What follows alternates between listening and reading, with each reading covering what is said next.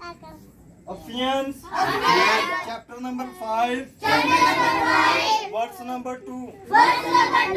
And walk in love as Christ also hath loved us and hath given himself for us an offering and a sacrifice to God for a sweet smelling Savior. Amen. खुदाम के जलाल के लिए जोरदार ताली। इफ्सियों 5 बाप 2 आयत और मोहब्बत से चलो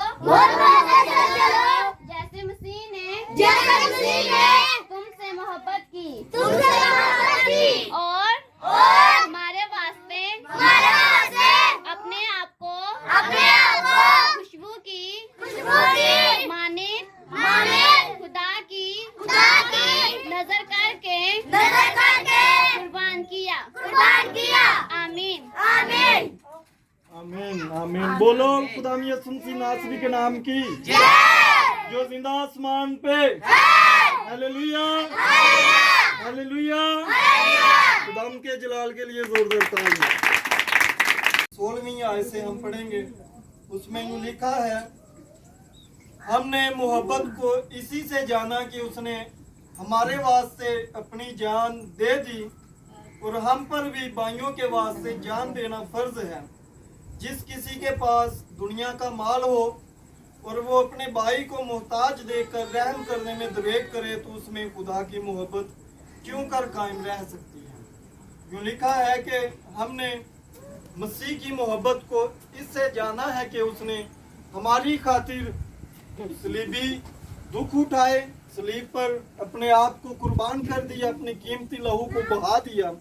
तो हम पर भी ये फर्ज होता है कि हम अपने भाइयों के वास्ते जान दे। अगर जान नहीं दे सकते तो हमारे पास अगर दुनिया का माल है तो हम अगर उसे मोहताज देखकर हमारे भाई या बहन को किसी चीज़ की ज़रूरत है, हम उसकी ज़रूरत को पूरा नहीं करते, हम दरेक करते हैं अपना माल उसे देने से, तो हम में मसीह की मोहब्बत क्यों कर कायम रह सकती है।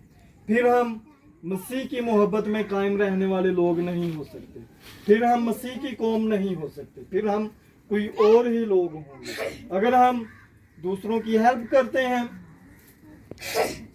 और दूसरों के काम आते हैं, फिर हम में मसीह की मोहब्बत कायम रहती है।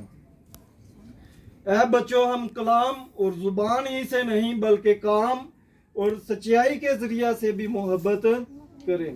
ऐसा ना हो कि हम जुबान से और कलाम करके अपनी मोहब्बत को जताएं। ये नहीं है।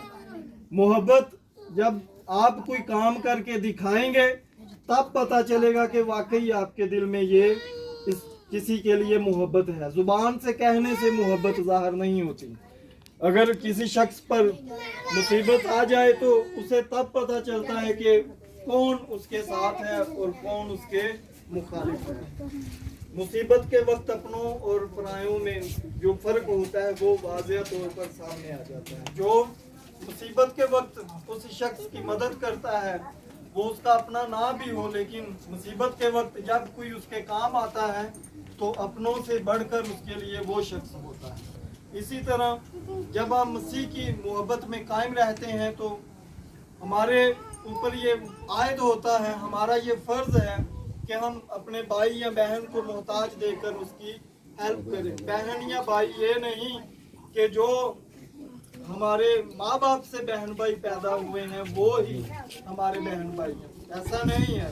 बल्कि वो सब जो खुदा की तालीम पर अमल करते हैं, खुदा की मर्जी के मुताबिक अपनी जिंदगियां गुजारते हैं, वो सब आपके बहन और भाई हैं। इसी तरह हम एक और हवाला पढ़ेंगे, यूहन्ना की इंजील उसका 15 बाब